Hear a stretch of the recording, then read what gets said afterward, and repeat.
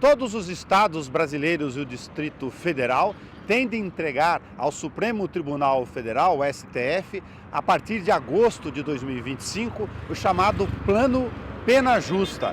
É uma definição constitucional definida pelo Supremo Tribunal Federal ainda em outubro de 2023, mas que tem metas de várias vertentes no sistema prisional, na questão da reincidência criminal, do manicômio público do Brasil em relação às penas e da custódia, ou seja, um sistema complexo de metas que tem que ser cumpridas até 2027. E afinal, o que é o Plano Pena Justa? Nós conversamos com um especialista, o desembargador Luiz Geraldo Lanfredi.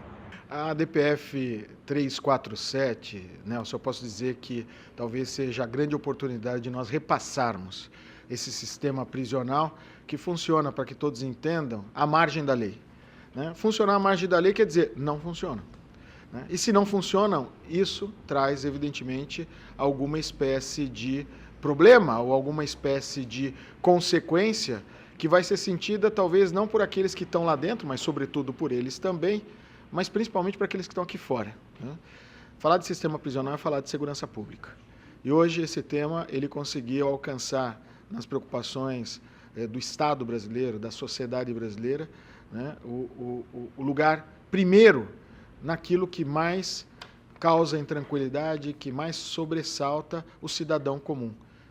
Muito mais importante, inclusive, que a saúde, muito mais importante, inclusive, que a educação. Então, é dizer que se nós temos agora, talvez, uma grande chance, né, de revermos, de revisitarmos, de trazermos novas soluções para esse sistema prisional,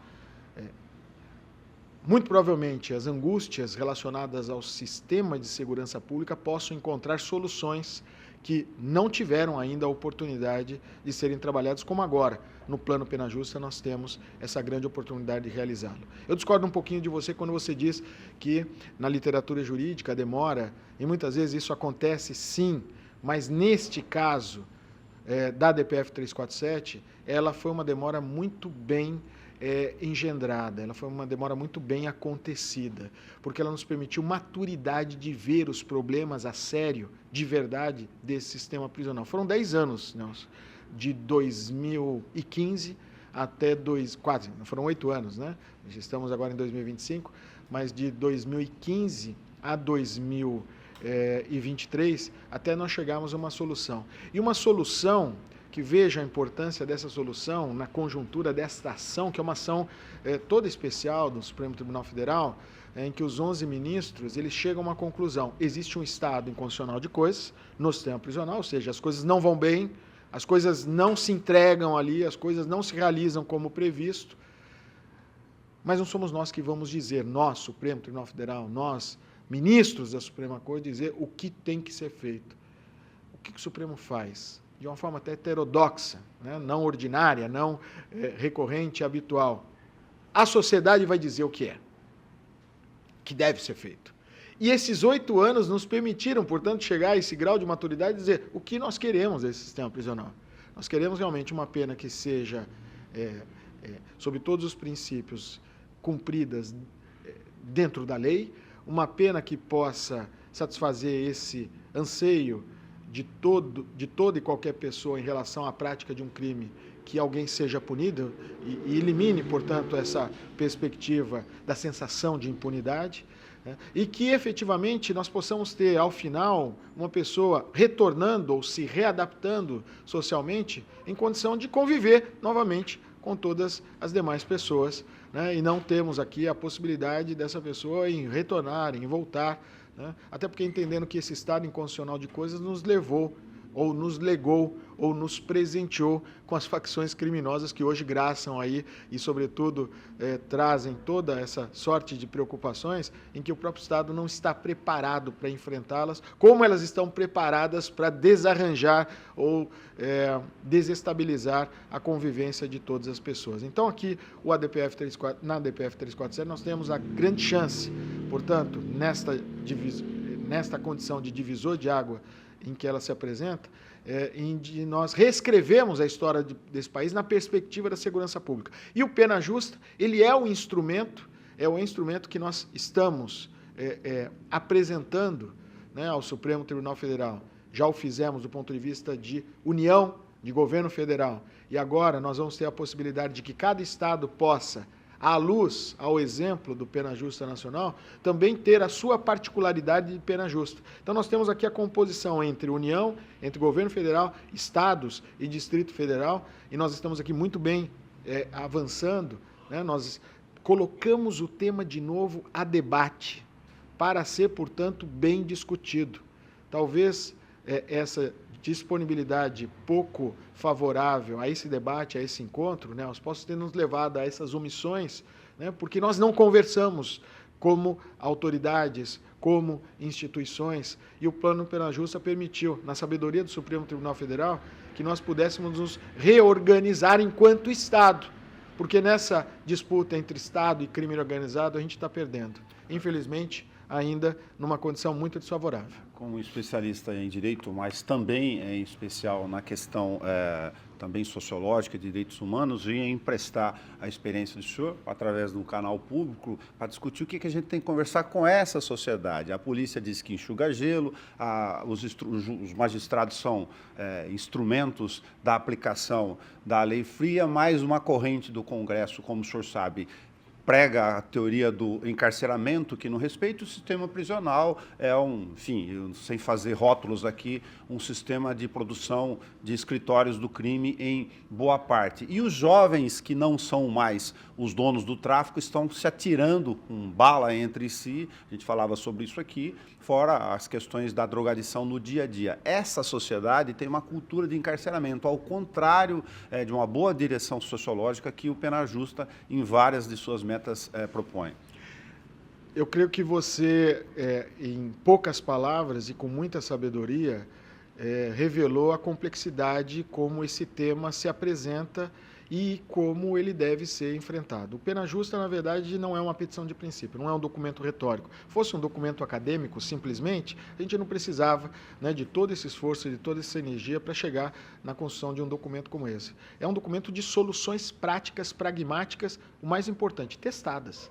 O mais importante, sugeridas a partir de evidências. Então, ali não tem um laboratório de experiências, ali tem, na verdade, caminhos, bons caminhos, para que nós possamos trabalhar esses temas com a seriedade que eles merecem.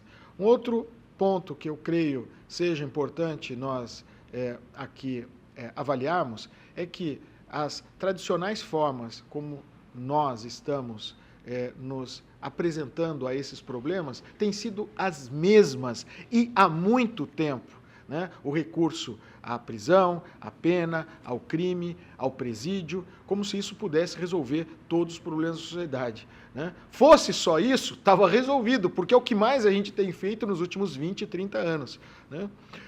Aqui um grande juiz de Bauru, né, o doutor Davi Márcio Prado Silva, né, juiz da execução penal, ele fala muito isso, nunca se prendeu tanto, senão depois da reabertura democrática, e os problemas que nós discutimos de sistema prisional, nós já discutimos no momento de um período de exceção nesse país. Ou seja, nós estamos falando disso há tanto tempo, e há tanto tempo nós não conseguimos despertar para efetivamente as melhores medidas que possam nos satisfazer.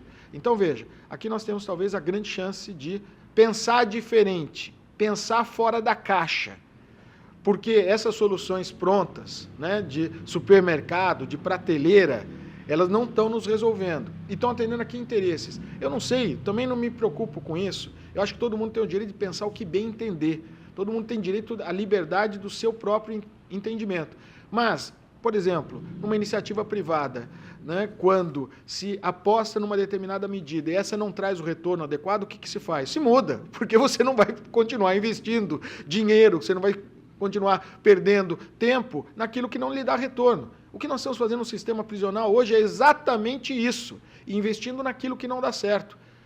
Não estou aqui pregando abolicionismo penal. Eu não estou aqui pregando a abertura das portas das penitenciárias senão que estas penas, elas têm que ser cumpridas adequadamente, o sistema funcionar, mas não só o sistema prisional funcionar ou o sistema de punição realmente ser efetivo, mas também nós ativarmos uma série de outras políticas e compromissos do Estado que não estão acontecendo. Quando você me diz aqui de drogas, quando você me diz aqui de questões relacionadas, né, à política antimanicomial, nós temos aqui, né, um mosaico, né, e uma complexidade de um assunto que não depende só do penal, que não depende só do prisional, mas que depende também do social, da saúde, da educação, e que isso não está resolvendo adequadamente.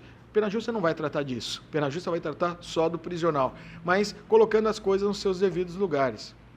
Nós temos 3 anos depois desses 2 tempos de 6 meses para fazer o pena justa nacional e o pena justa estadual e distrital, mas nós temos agora 3 anos, então, para colocá-lo em pé.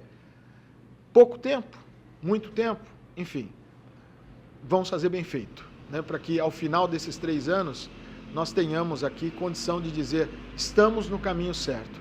Mas talvez seja essa grande oportunidade, Nelson, que nós temos para não sermos censurados num futuro que possa não ser tão distante, né, por aqueles que vão nos olhar lá da frente para trás para dizer quem eram essas pessoas que não conseguiam ver, né, os problemas acontecendo aos seus próprios olhos e propor, né, um redirecionamento para tudo isso. É a chance de responsabilidade para esse tema, para que nós possamos discuti-lo, deixando as paixões de lado, mas em e no interesse exclusivamente da sociedade.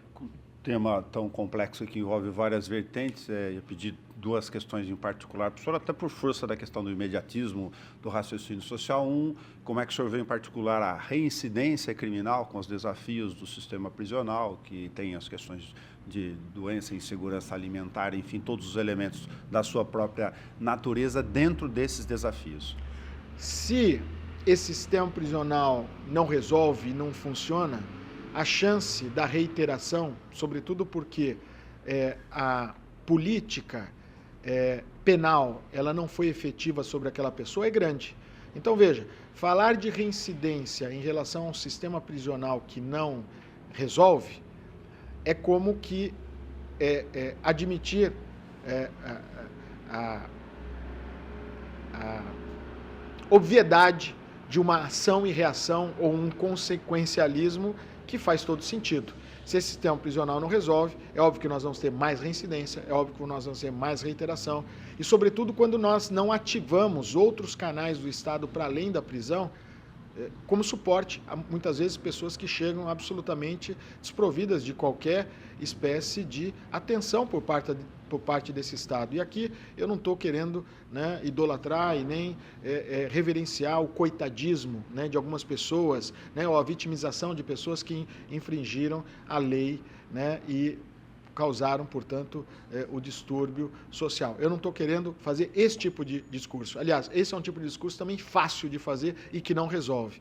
Mas, efetivamente, pessoas que chegam, muitas vezes, ao sistema prisional, né, absolutamente sem qualquer acesso às políticas que deveriam ter prevenido o sistema prisional, mostram que o Estado tem que fazer frente a essas pessoas. Não é só dar prisão ou dar a essas pessoas aquilo o que na prisão elas deveriam receber. Mas o Estado tem que dar um suporte, né? O Estado tem que dar alguma espécie de condição de sociabilidade para essas pessoas. Então o Estado não pode ser aqui passivo, o Estado tem que ser uma atitude ativa. E uma atitude ativa, objetivamente realizável, para que essas pessoas possam se entender como pessoas, que nem mesmo esse grau de pertencimento a essa sociedade elas têm. Então, evidentemente que em algo que não tenha o Estado sensibilidade para isso, se a gente vai para uma pauta especificamente de punição pura e simplesmente, evidentemente que isso é importante, mas é importante até o ponto em que isto não seja colocado, né, em grau de inviabilidade desse próprio sistema prisional, que tem que funcionar de uma maneira muito mais ampla do que simplesmente a punição. E, por fim, para aproveitar a questão da gama de especialidades do senhor, falar um pouquinho da questão antimanicomial. para falar do papel dos hospitais de custódia, o fim deles, a revalidação de uma mudança de cultura também, se a resolução, a partir da 487 do CNJ para cá, consegue alcançar na plenitude esses desafios todos em relação a esse ponto. Eu creio que você, na tua pergunta, você já traz inúmeras respostas à boa indagação que você fez. Hospitais, pelo menos numa apreensão sobre o que esses equipamentos eles encerram, são lugares de dispensação de saúde. Hospitais de custódia deveriam, em tese, levar a uma consideração de uma questão de saúde dentro de uma questão, se confundindo com uma questão de punição. Efetivamente, as medidas de segurança, que são aquelas providências que se reservam aquelas pessoas que não estão no domínio completo do entendimento e do desejo de realização de um determinado comportamento, elas não são punição. Elas são medidas de saúde e que sempre foram executadas nesse país numa perspectiva de lógica de punição dentro de presídio. Então, veja, nós temos aqui uma incompatibilidade muito grande entre tratar algo que não é punição dentro do sistema prisional e o sistema prisional absorvendo uma coisa que não é dele. Eu não estou querendo dizer que essas pessoas não mereçam nada, muito pelo contrário, merecem tudo, mas merecem saúde, merecem tratamento de saúde. O que é tratamento de saúde? Lugar adequado, hospitais que sejam hospitais e não presídios. Por pessoas que não sejam policiais penais, mas que sejam enfermeiros, que sejam médicos. Ainda que essas pessoas tenham que estar sob alguma forma de contenção, ainda que seja momentânea essa contenção, mas a necessária para que essa pessoa possa vencer uma disfunção sanitária, né, do ponto de vista da composição psicossomática dessa pessoa. Então, veja, nós temos aqui uma série de incompreensões em relação a esse tema, e muitos que vão falar de hospital psiquiátrico sequer se dão conta dessas incompatibilidades essas que já tinham sido desnudadas num diploma legislativo, numa lei aprovada pelo Parlamento brasileiro, e aqui a gente está num canal do Parlamento, né, que é a Lei da Reforma Psiquiátrica, que é a Lei 10.261, de 2001. Levamos 23 anos, Nelson, para que o Conselho Nacional de Justiça, numa resolução, a Resolução 487, que é uma resolução que o Conselho se esmerou, e, portanto, regulamentar a lei, mas se ela poderia ser resumida a um único artigo, era cumpra-se a lei. Ou seja, é uma resolução que prestigia a atividade do parlamentar, aquele que representa o povo e que diz que, na verdade, né, a questão de saúde deve ser tratada na saúde e não no sistema prisional, pelas pessoas que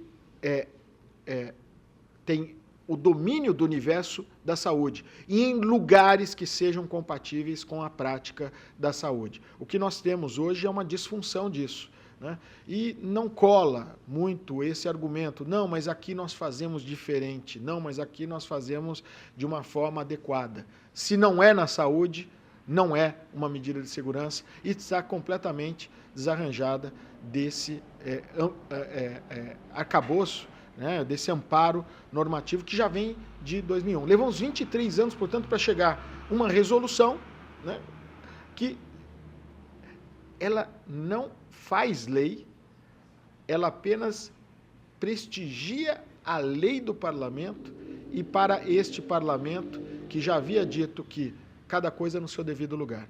Então, nós temos aqui também uma necessidade de perceber que quando nós estamos fazendo isso para o doente mental em conflito com a lei, nós estamos questionando o próprio padrão de saúde que nós queremos enquanto sociedade. Especificamente tratando dessa questão deste paciente em conflito com a lei.